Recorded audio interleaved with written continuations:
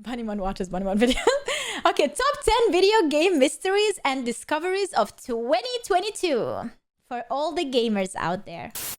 2022 has been another crazy year, but yet another great one for video game discoveries. This is why today we're diving into the top 10 video game discoveries of 2022. Brought to you by War Thunder. Escape all the craziness on the virtual battlefield. Available now on PC, PlayStation 5, or Xbox Series X and S, as well as previous gen consoles. With more than 2,000 tanks, planes, helicopters, and ships from the 1920s to present day, War Thunder is the most comprehensive vehicle combat game available. Register with my link down below on PC, PlayStation, or Xbox and receive a free bonus pack that includes premium vehicles, a premium count, boosters, and more. Use my link down below and check out War Thunder today.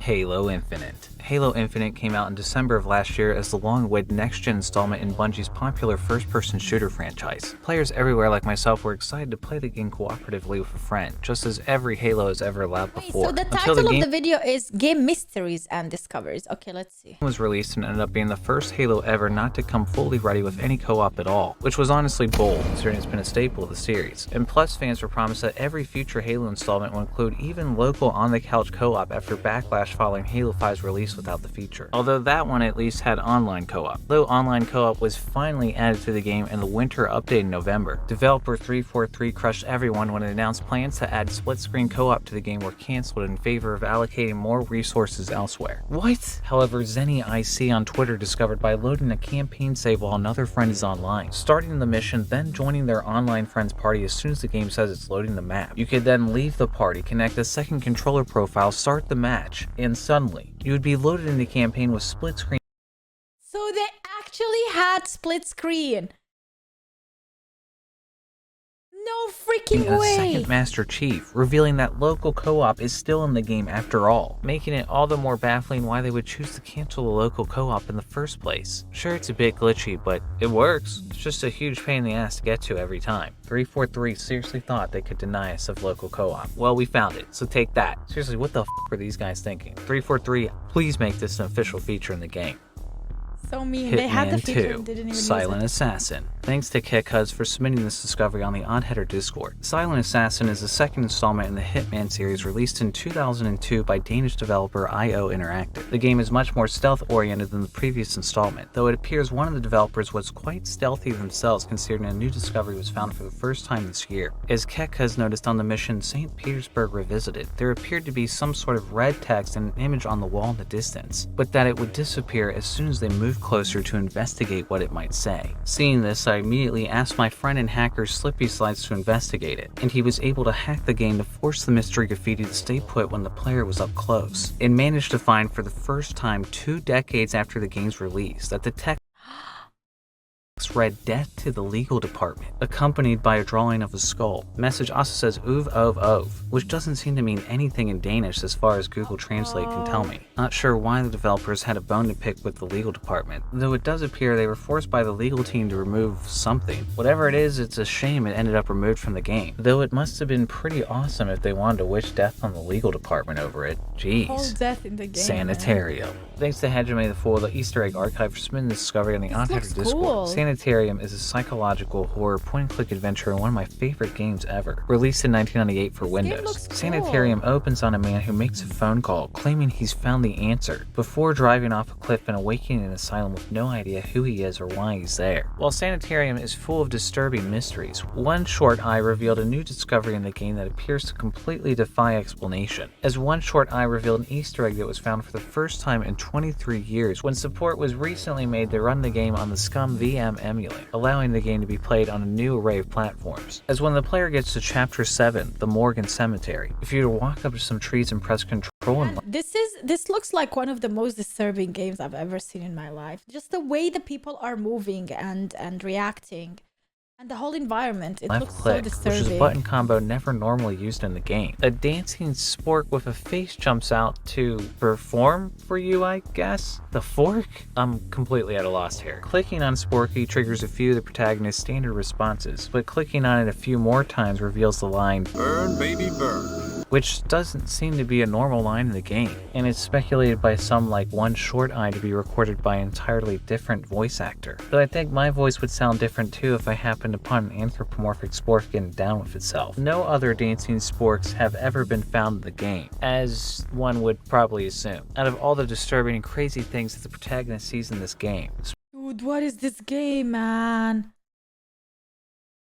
Like, what needs to be going in your brain to make something like this? crazy things that the protagonist Look at that. That's an ant. That's a human.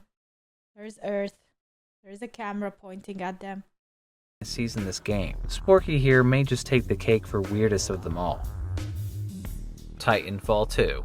Thanks to Gunyosha for submitting this discovery on the Oddheader Discord. Titanfall 2 is the 2016 sci-fi first-person shooter game developed by Respawn Entertainment, before launching the highly successful Apex Legends. In March of this year, the game's narrative historian David Bartle tweeted there's an Easter egg in the game's campaign that no one's found yet, and after the comments claiming he was lying came in, he gave out a hint. I booted the game, loaded the closest checkpoint, got to the place, repeated certain action a lot, and bam, open sesame. Pretty vague hint, which had some thinking it might be a few weeks or months before it was found, as many people continue to ask for more hints. Then, only 16 hours later, Like, it's literally people are asking for hints for the Easter egg because they're so done trying to find it and play their game.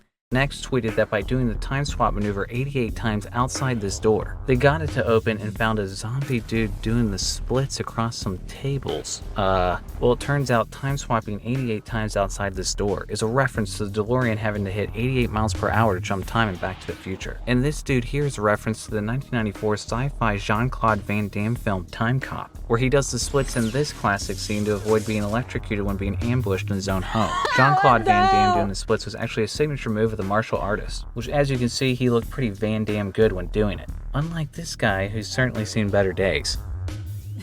Ratchet and Clank, size matters. Thanks to Cyclone Joker and Cupto for spinning this discovery through oddheader.com. Ratchet and Clank Size Matters is the sixth installment in the series, released in 2007 on the PlayStation Portable and later on the PlayStation 2. In the game, there are 20 titanium bolts hidden throughout each level that the player can collect, except one of these bolts in the dream level is extremely difficult to obtain, as the player has to shoot their weapon at a seemingly random spot that teleports them to another part of the level, and if they fail to collect the bolt while warping, they must restart the level. However, it turns out the developers left an extremely obscure hint on how to collect this bolt that was finally discovered for the first time this year, as if the player were to remain idle for an entire minute near this giant crab without shooting it, the game will say attack its weak point for massive damage. The hint is actually a reference to an old meme from 2006, when at E3 that year, during the Sony conference, a representative touted the historical accuracy of Genji Days of the Blade before showing off the game. Based on famous battles which actually took place in ancient Japan. Only as soon as the game started, he was immediately met with a giant enemy crab ready to whoop some ass, because that definitely happened in ancient Japan. The presenter then says, attack its weak point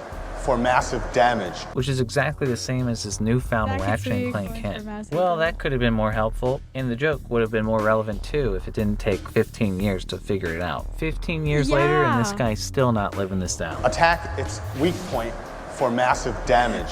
Rogue Legacy 2. Thanks to Shotgun for submitting this mystery on the Oddheader Discord. Rogue Legacy 2 originally released in 2020 early access as the second entry in the series by Cellar Door Games, the indie development team founded by brothers Kenny and Teddy Lee. The platformer dungeon crawler series is credited with kicking off the roguelite subgenre, paving the way for other popular titles such as Hades. In Rogue Legacy, players must make their way through procedurally generated dungeons, fighting enemies and finding treasure. But Shotgun found something unexpected in the Void Beast Murmur dungeon that seems clear the developer didn't want anyone to find, as in the room, faintly in the background audios what sounded like some gibberish whispering, which Shotgun thought sounded like a backwards message. True to their theory, Shotgun reversed the audio and found it was indeed a backwards message, though it certainly wasn't what they were expecting to hear. As it turns out, it's— Oh my god, that's creepy. The backward messages are creepy. You know Dora the Explorer? If you go to her intro, the song, and you play it backwards, it says "Hail to Satan" or something like that. That's like a conspiracy theory. It's crazy. said,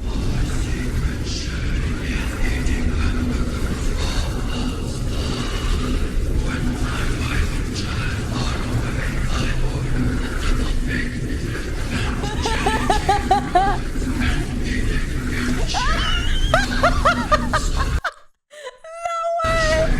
Thanks for sharing. Not sure why the developer used a message like this for creepy audio, but having your wife find out about something like this is a truly horrifying thought. Yep. Mortal Kombat.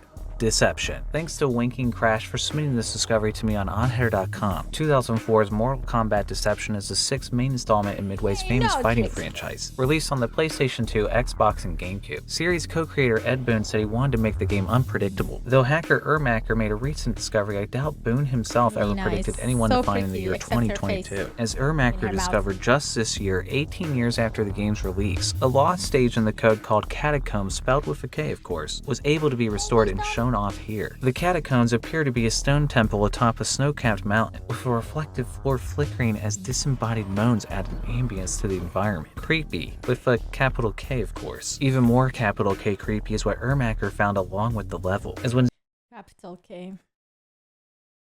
zooming out to view the entire stage, you can see a giant mouth with sharp teeth race through the floor. Is that an Alaskan bullworm? Whatever giant creature these chompers belong to, it's pretty certain you wouldn't have wanted to get anywhere near it. As some Mortal Kombat fans think this worm mouth looks like it could have been used for fatalities on this level, and they may be onto something, considering some of the over-the-top fatalities in this game almost appear to be a parody of the series itself. Considering all the insane fatalities that made it into the game, a giant carnivorous worm coming out of the floor to chomp players to bits may have actually been cut for being too predictable. Pardon me, that's carnivorous with a K. Aviary Attorney. Thanks to the True Cloud for submitting this discovery on onheader.com. Cool. 2015's Aviary Attorney is a reimagining of Capcom's popular Ace Attorney series, set in 1848 Paris following a bird defense lawyer. The game is animated using the public domain works of French caricature artist J.J. Granville, who depicted French nobility as animals in the 19th century. True Cloud was playing the game when they hacked it to have a vertical resolution and discovered something that they weren't meant to find. As before the game even begins, the characters appear on a stage with no text box visible, unless you stretch the screen vertically like True Cloud, which reveals a secret message from the developer. What is this? Some sort of meta joke? But the only people who ever read this will be Snoopy modders. Modders? It's a future thing.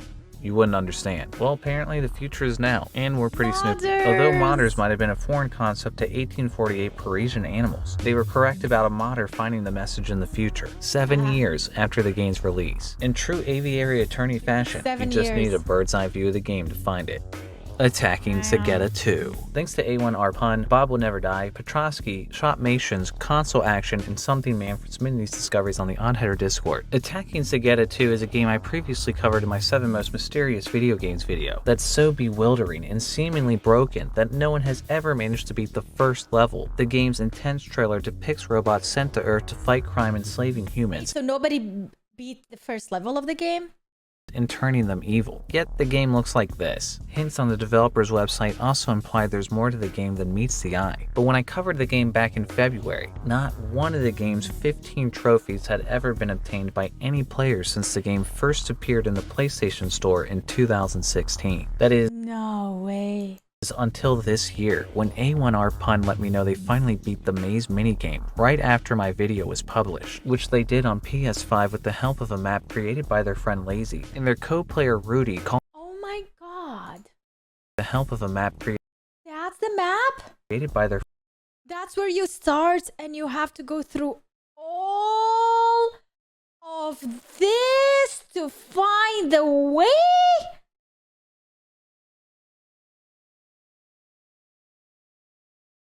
How do you even find the way? Oh my goodness, you have to cancel every way that is wrong. That takes so much time. That's like dedication. That's like really he had to draw this map and then work his way. their friend Lazy, and their co-player Rudy calling out directions as they went, thus making A1R the first person to make any progress in this game whatsoever for the first time since the game came out 6 years ago, proving that the game might not be completely impossible. Although the game lags so bad on the PlayStation 4 version, the achievement appears it would have been impossible on the console it was originally released on. Well, now we only have 14 trophies to go, and we still need to beat the first level. Hopefully we can do it soon enough, as multiple members on my Discord have discovered that Denisoft has updated their developer page to include an announcement for Attacking Sagetta 3. Well, let's hope we can actually get past 1% of the game this time, before they come out with Attacking Sagetta 4.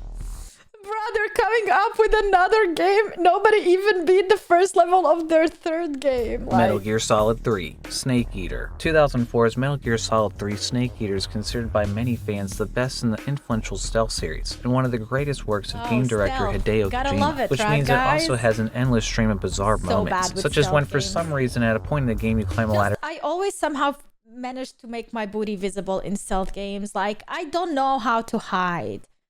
I really don't know. For 2 minutes straight, while the game's music theme randomly plays. With darkness and silence through the night. Is this done yet? At least, looking at the top looks trippier the further you climb. The ladder sequence comes right after a difficult boss battle with a character named The End, so some players see it as a break where all they have to do is press up on their controller after an hour of trying to outsmart The End. Critics of this sequence, however, feel it is a bit boring, and slows the game down too much when it really could have just been a cutscene, especially pissing off speedrunners who couldn't find a way to make climbing the 300 rungs go any faster. That is until this year when speedrunner Appel found for the first time, 18 years after the game's release, that you can skip the ladder sequence by using what's known as the food sip glitch, the complicated series of inputs that involves equipping various weapons and food items and continuously pressing up while pausing and restarting the game, which causes Snake to T-pose and get shot right into the air, which can be used to get to the top of the ladder in about 5 seconds flat, although it took my friend and collaborator Slippy Slides forever to get it to work. Not just because the glitch is incredibly hard to trigger, but also because it's incredibly hard to land precisely where you need to without dying. So while I'm not exactly sure how time-saving this is for most players,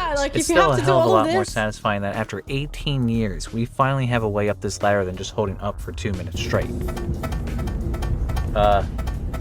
Is this over yet? And thanks again to War Thunder for sponsoring this video. War Thunder is one of the most detailed vehicle and authentic combat games ever, with every vehicle. Oh, that's it. Join the Discord or even some. Alright, that was actually fun.